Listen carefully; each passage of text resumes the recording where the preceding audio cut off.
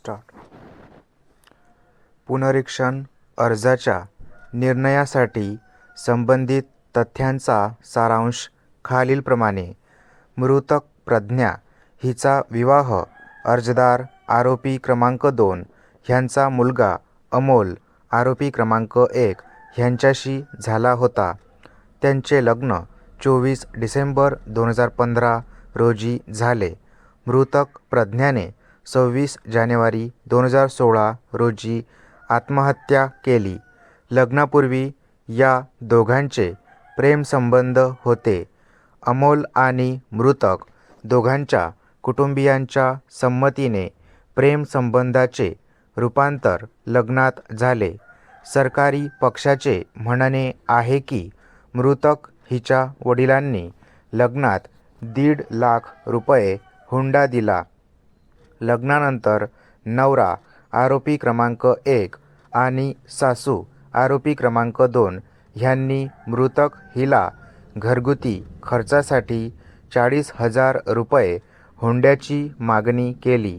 कथित मागणीची पूर्तता न केल्यामुळे मृतक हिच्यावर मानसिक व शारीरिक अत्याचार करण्यात आले. त्यामुळे तिने धावत्या रेल्वेगाडी समोरील रुळावर उडी मारून आत्महत्या केली. मृतक हिच्या वडिलांनी याबाबत पोलिसांना सूचित केले व पोलिसांकडे तक्रार नोंदविली. पोलिसांनी तपासाचे चक्रे फिरविली. तपासादरम्यान पोलिसांनी साक्षीदारांचे बयान तर नोंदवलेच, पण त्याव्यतिरिक्त तपास करताना त्यांना एक लेखी चिठ्ठी देखील सापडली. ही लेखी चिठ्ठी सुसाईड नोट म्हणून अभिलेखावर आणली आहे. तपासाअंती आरोपी क्रमांक 1 आणि 2 ची गुन्ह्यात सहअपराधिता असल्याचे उघड झाले, ज्यामुळे आरोपी क्रमांक 1 आणि 2 विरुद्ध आरोपपत्र दाखल करण्यात आले.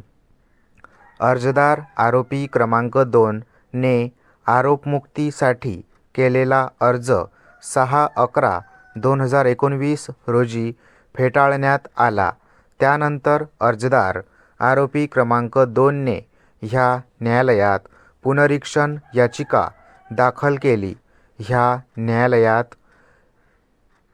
न्यायमंच माननीय न्यायमूर्ती अविनाश घरोटे यांच्या दिनांक 14/2/2012 रोजीच्या आदेशाद्वारे वरील आदेश फेटाळला आणि पक्षकारांना सुनावणीची संधी देण्यासाठी आणि नीट विचारपूर्वक आदेश पारित करण्यासाठी प्रकरण पुन्हा न्यायचौकशी न्यायालयाकडे पाठवण्यात आले.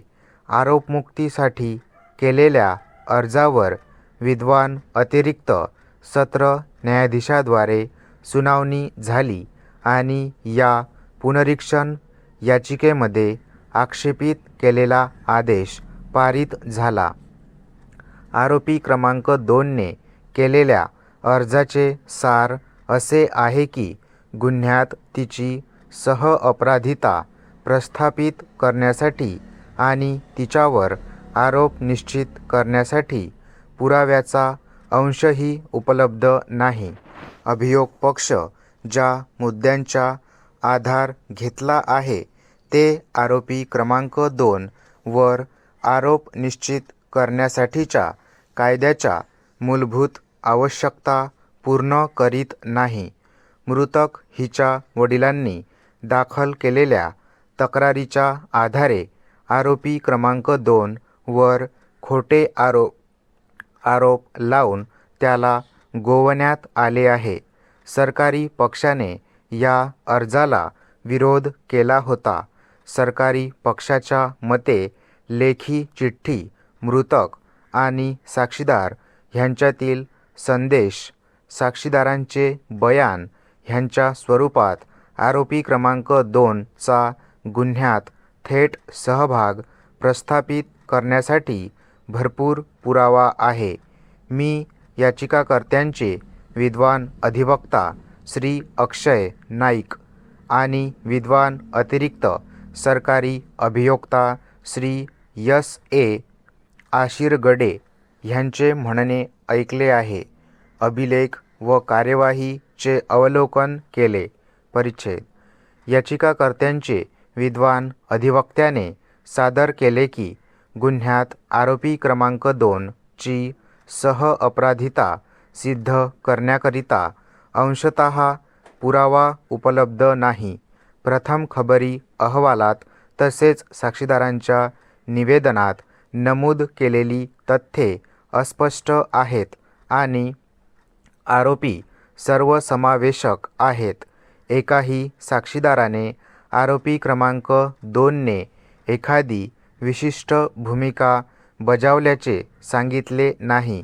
विद्वान अधिवक्त्याने पुढे असे सादर केले की लेखी चिठ्ठी तसेच व्हॉट्सॲप संदेशांमध्ये आणि साक्षीदारांच्या बयानांच्या आधारे आरोपी क्रमांक 2 द्वारे घडलेला कथित गुन्हा सिद्ध होत नाही.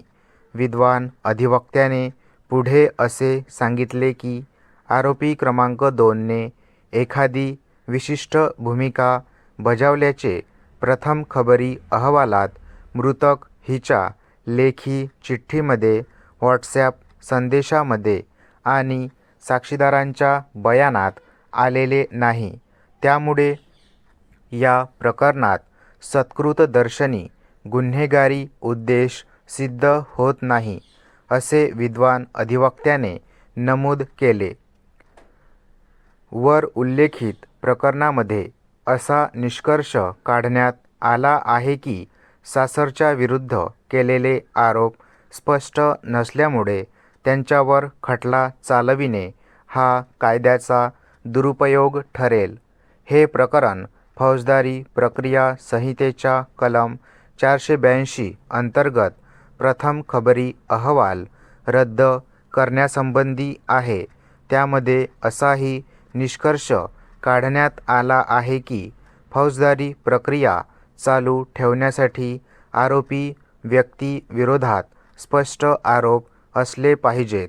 अस्पष्ट, सर्वसाधारण आणि सर्वसमावेशक आरोपाआधारे फौजदारी खटला चालवता येणार नाही. श्रीनिवास रेड्डी प्रकरणात ज्याचा मी एक पक्ष होतो, असा निर्णय देण्यात आला आहे की विशिष्ट आरोप आणि पुराव्याअभावी अभियोग पक्षाला खटला चालवण्याची परवानगी दिली जाऊ शकत नाही. या प्रकरणात पुरावा मृतक हिने आत्महत्यापूर्वी लिहिलेल्या चिठ्ठीच्या स्वरूपात होता. आत्महत्येपूर्वी लिहिलेल्या चिठ्ठीचा विचार केला असता त्यात अर्जदार श्रीनिवास रेड्डी यांची कोणतीही विशिष्ट भूमिका नसल्याचे आढळून आले. आत्महत्यापूर्वी लिहिलेल्या चिठ्ठीमध्ये आढळलेला एकमेव आरोप असा होता की श्रीनिवास रेड्डी यांच्यासह आरोपी वरिष्ठ अधिकारी होता आणि जेव्हा मृतक हिने सह आरोपींच्या हातून तिच्याशी गैरवर्तन आणि छळाची तक्रार केली, तेव्हा रेड्डी यांनी त्यांच्याविरोधात कोणतीही कारवाई केली नाही. विविध निर्णयांमध्ये नमूद केलेल्या कायद्याचा विचार करून भारतीय दंडविधान चे कलम 107 च्या मूलभूत आवश्यकता पूर्ण करण्यासाठी तर्क प्रबळ आणि प्रत्यक्ष पुराव्याच्या अभावी फौजदारी प्रक्रिया चालवणे म्हणजे कायद्याच्या प्रक्रियेचा दुरुपयोग होईल, असे मत व्यक्त करण्यात आले. स्टॉप.